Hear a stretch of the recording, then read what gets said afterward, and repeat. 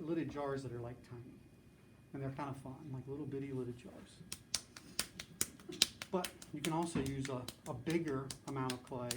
Tiny things, in some ways are easier, but they have their own issues, right? You're making little stuff. So the setup here is just the normal, right? Everything's normal.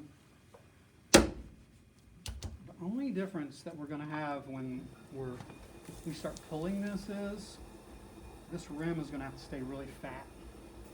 And you're gonna forget. I promise you, it may be the first one, it might be the third one you make, you're gonna forget at some point to leave that rim fat. And if you do, you can go back and like 3-finger touch it and kind of push it down and widen it up a bit. But it could be that it ends up just staying straight. And if it does, there's one other kind of lid we can make that I will teach that person how to do if you need to. It's just too much information right now to do all three. So only if it's like I need to know that will I teach you that. Okay, do you guys want me to do the honey pot one or just a straight vertical? Does it matter? Doesn't matter? I don't care. Okay. Well, let me just say this to you. You can do a vertical, okay, just a regular old, because you know how to do that. It's just a cylinder, right? You maybe don't know how to do this part. Okay, so centering that up. It's really important that we get this as centered as possible, because creating that gallery is almost impossible if your pot's moving. It's called splitting the rim. Splitting the rim is really tough to do if it's not really centered. So take your time on the front end here and just think to yourself, I'm just making one lidded jar today. You know, don't think I want to make 3 of them. You know, you're getting to the point where you can probably make more than one, but I want you to just really focus on super centered. And you could make it work if it's not. Like we're not going to throw it away if it's not centered. It just makes your life easier if it is. So all the things apply here. We can go there.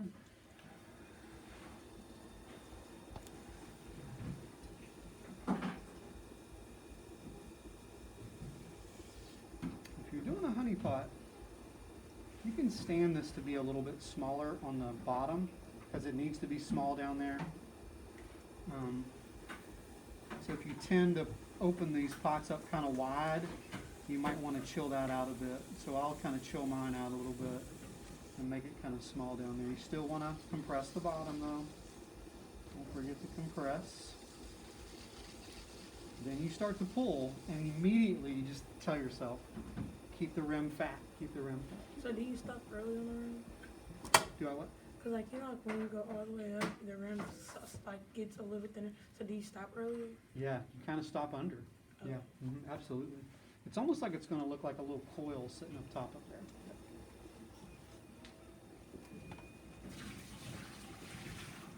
So the first couple pulls, pretty normal. But the width that is right now, that's about what we want it to stay, believe it or not. Because you got to figure, if I end up cutting this rim in half, like if I'm going to take this tool and cut it, I got to have enough room for that gallery to be half as big as the rim. And if your rim's as big as half of that, now your gallery is only going to be this big. And that is just like minuscule. So you have to make it twice as wide as you ultimately want it. So it needs to be pretty fat up there, like about like that. That's what we're looking for. So subsequent pulls, I'm going to be stopping under because that's about what I want. That first pull will pretty much set the top rim width.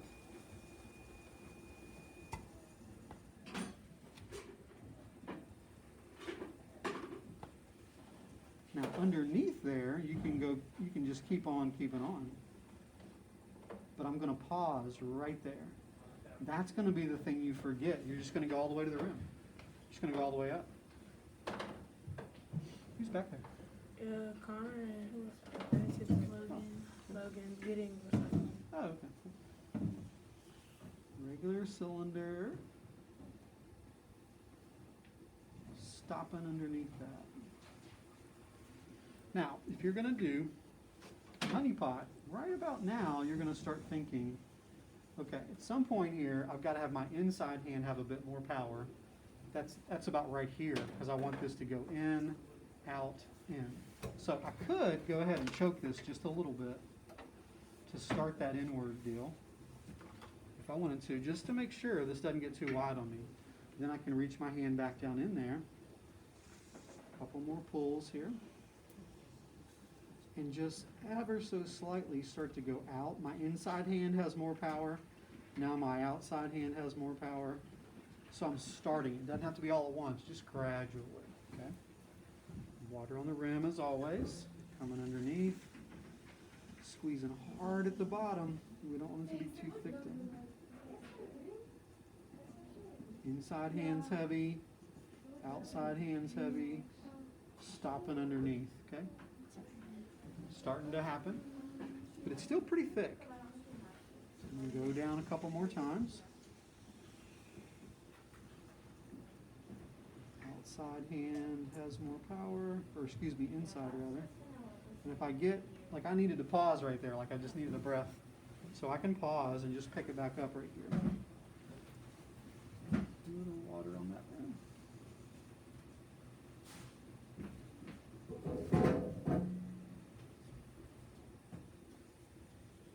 Still stopping underneath.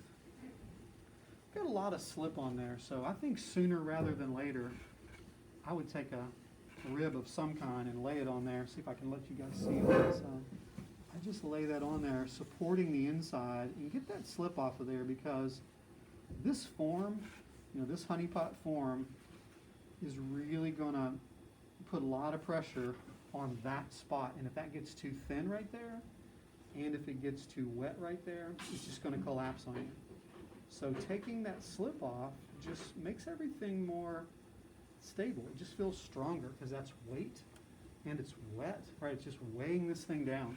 So that's gonna help out. I'm gonna go inside and go ahead and start taking some of that water out of the inside as well. Sometimes we get water on the inside of the walls. So let me take that out. That is the littlest sponge. I think we need to upgrade that. I mean, this is gonna take me like 10 times. Do you want this one? I would love that one. This would go a lot faster. Like one shot here. Oh yeah, that's the stuff right there. So I can even get the wall with that. There we go. Okay, so do we want to risk it and make it even wider? You guys feel comfortable as it is?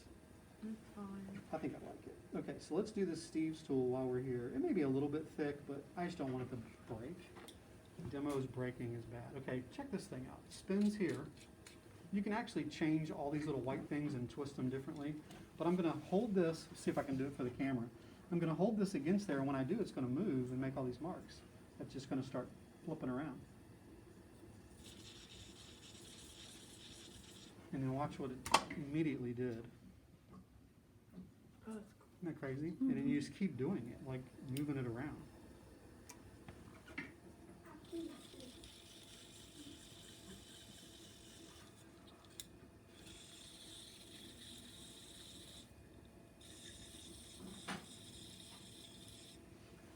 See if you like it. Kind of cool, huh? Mm. You could leave it just like that. You could also go in here and kind of find out where the top is. Sometimes I kind of put a little frame around it by just putting a little mark here.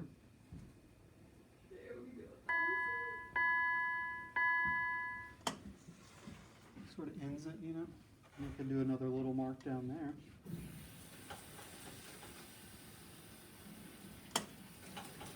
Kind of frame it, not necessary, but you know, you could if you want. Okay, you guys ready for this rim split? Mm-hmm. You got a couple ways to do this. I've seen people do it, and I do it sometimes with the back edge of my pinky fingernail. And you can just lay your pinky right there and just split it, okay? You always want to support it underneath. Make sure your fingers are wet. So we're going to support it underneath. Always go on that top edge. Now, you could do it back here, but I just have trouble getting my finger under and this under, but if that feels comfortable to you, by all means do that. I tend to take my fingers like this, and I grab right underneath of that, and I just barely squeeze it and pull up ever so gently, so that I'm lifting it, right? Because I'm about to push down on it, and if I just come up here and push down on it, sometimes it'll collapse. So I'm going to give it a little support. I also like, and this is the tool that I sign my name with, the back end of that is flat. It's a 90 degree. So I take the edge of this and I lay it on my thumb for support here. Let me clean that rim off a little bit. It's going to get crazy up there. Oh my goodness, look at all that slip. Yeah. Hang on a second. Thank you, Lainey. Sorry, that's probably making your hands tired. No, it's fine. Almost. Is Isabel distracting us? Look, I got It's pretty Oh, cool. that's actually really cute. Nice job. Okay, fingers under. I'm going to let this rest on here. I'm just going to come in here and just literally press straight down. And you can see it's just starting to dig in there. And it's going to take more than one move. You see it gathered up right there. And come back in, and it feels pretty stable, so I'm going to feel pretty confident in that. Going down a little bit further. And we want a couple of different theories on this. You can keep that as a 90-degree angle. We just need something for that lid to go in and catch. Now it's looking a little funky up there, so you can just come with your sponge or with your fingers, kind of a little 3-finger touch up there. Or a little sponge. Touch your sponge in there and clean that out. Touch your sponge in here, clean that out. And there's your gallery. So that's one way to do it. Okay, you can use that tool. You could also pick up anything that has a little bit of a roundedness to it, that looks kind of like a spoon, sort of, right there. And same deal, get that wet, support it underneath, and just show you it looks just a little different. And just let that lay down in there. And it's just a little more rounded looking. You might prefer that, actually. See that? And we're going to smooth that off. It just has to be a little bit of an angle, and it has to have a little bit of a ledge to catch your lid. Okay, so that's that. I'm going to trim the bottom a little bit, and then I got to measure it while it is wet on the wheel. Super important that we get our measurement right now, because we're going to make a lid when our clay is wet. You can't measure this when it's leather hard because it already shrunk a bit. Okay. Forgot my calipers. Somebody toss some calipers over here. You move your towards that. Yeah, the ones I had would be great. Oh. Did you see that? No, I wasn't paying I attention. stuck that in there and Video got it. I just wonked my Oh, I rim. see it. Okay, this will be a teachable moment, right? I gotta fix that. That stinks. All right, let's see if we can fix it. I think I can.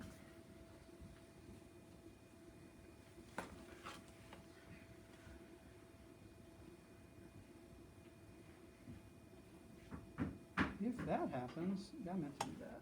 This is me showing you what to do when you mess up.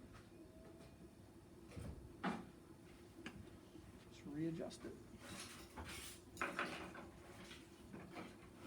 One little catch in that.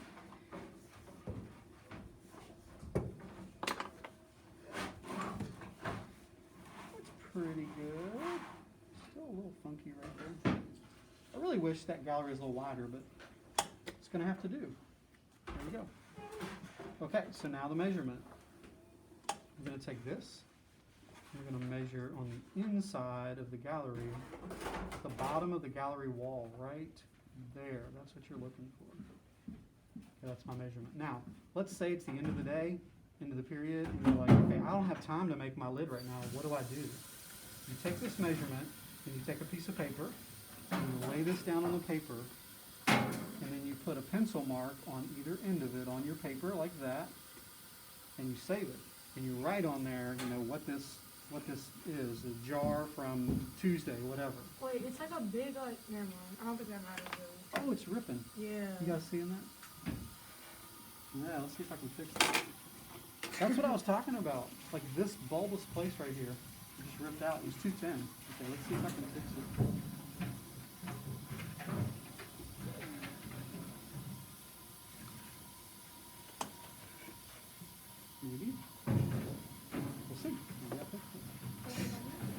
Okay, so we're measuring there. We're saving this.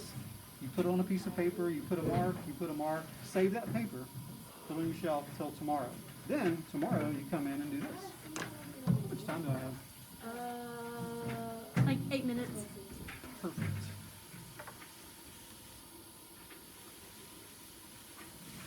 Okay, so this is going away. Well, to the side.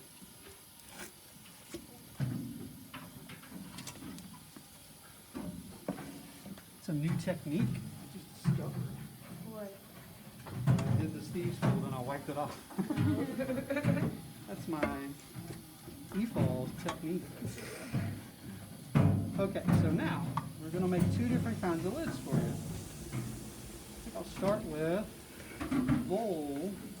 The bowl is going to be the dome, right? So we gotta, don't mess that up. That's super important. But I want to clean my hands off real quick. So what do you do if like you mess the You mess up, like you mess the caliper. yeah that Like right now, I just messed it up. yeah Measure it again.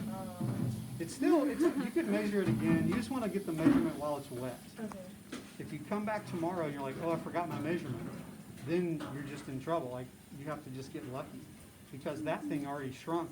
And if you measure it shrunk, now you got to make this wet. But you're thinking it needs to shrink. Like, it just gets, it makes your brain hurt. It makes my brain hurt anyway. I don't know. Yeah. It may not make your brain hurt, but it's 13% overall shrinking, but it hasn't shrunk 13 yet because it's not all the way dry. It gets confusing. Okay, so what I'm about to do is called throwing off the hump. We've got a hump of clay here. This is a Japanese, maybe Chinese, let's say Asian technique. So you center your clay, you attach it, and all you have to worry about centering is the top part. The bottom part you don't have to even care about. That's the beauty of throwing off the hump. As long as the top part is centered, you can do it. So I used to do anyway. I'm going to exaggerate that the bottom is not centered, right? So see the difference in the two? It doesn't matter. right That's like normal for us, right? Yeah. So I've got some clay here. I want to start out with it, you know, close to being as wide as I ultimately want it. So I'm going to push down just a little. I want to fatten that thing up just a little. Because I don't want to have to come out much further than that. So that's what I'm shooting for. I mean, good. What time? 5 minutes. Thank you. I'm not cleaning up, so that's good. So I'm going to drop a hole. I'm going to come over here and pinch a little bit of this. And I'm going to make a bowl. That's pretty shallow. Like I want it not to be super deep, because the deeper it is, the higher it's going to be. It'll look funky if it sits up too high. Mm-hmm. So you want a shallow bowl like this. And we're going to measure it, see how close we are. Oh wow, that's pretty good. I think I'm going to call that correct. It usually doesn't happen, but there it is. If it's a little too skinny, pull it again. If it's a little bit too wide, just grab it and pull it in a little bit, right? So we can make those adjustments. Cleaning this out. Then we do the cutoff. So, with clean hands, I'm going to get down in here. I'm going to take a needle tool. Lean over. I'm going to try to keep this needle tool parallel to the wheel head. I'm just going to slice this in. I'll do it for these people. So I'm just going to come just below the bottom center, and I'm going to push that in about a third of the way of the needle tool. Pause my wheel. Let me see that bat right there. Clean bat would be better. But you put a bat right there. Take your cutoff. You lay your cutoff tool in that little line, keeping it parallel. Then you cross over in the front like you're tying a knot. And you pull your hands out toward your knees and you cut it. Then you get in here with clean, dry hands, dryish hands, and you lift this off. Oh, that's so pretty. Set that right there. Okay, now I'm going to make the next one. So that one's gonna get trimmed tomorrow. What do you do like when you're like, cause like your hand kind of put an indent in it, like. It'll fix when it's leather hard. Oh, okay. Yeah, it'll get. What? Nope. No. She's talking about that. Yeah. Girl, How much money you got? Yeah, Shelby, how You much can- money you You got? can buy it. He's selling it for $400. Okay, so I'm centering the top. Now watch this. Instead of having a hole drop, I'm going to take my thumbs apart and put my knuckles kind of together, and I'm going to make the knob first. This is a drop down lid here. I'm going to undercut it a little because I want my fingers to be able to reach under there and have something to grab a hold of. Okay. So now, once I do that, then I do the same thing I just did with the bowl. I'm going to take my fingers and shove them up underneath there a little bit. And I'm going to make a bowl. This time it's going to go purposefully a little higher than the top of the knob, like that. And watch this trick. Take my right finger on my left hand and put it down here. Finger on my right hand, and it's going to make a T. I'm just going to press down like this. And there's my lid. Make sure I don't go too low because it'll flop down. Now we measure it. It's probably going to be bigger than it needs to be. And I'm going to mark it like that. Then I'm going to get my needle tool or my fettling knife. Put my hand, wet hand, underneath there for support. I'm going to go through till it touches my finger. Like that. I'm going to let it fall. And check it, see how well I did. Ooh, pretty good. Maybe it could be a little bit fatter, right? So I may just take it and squeeze it just a little. Maybe I'll take my sponge and touch that. Clean up in there. Go underneath. That's really janky on the side.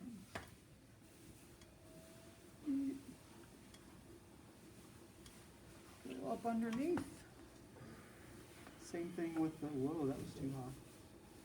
Same thing with the cut through. Set my bat up there again. Going in that bottom slot. Switching over in the front. Pulling out to my knees.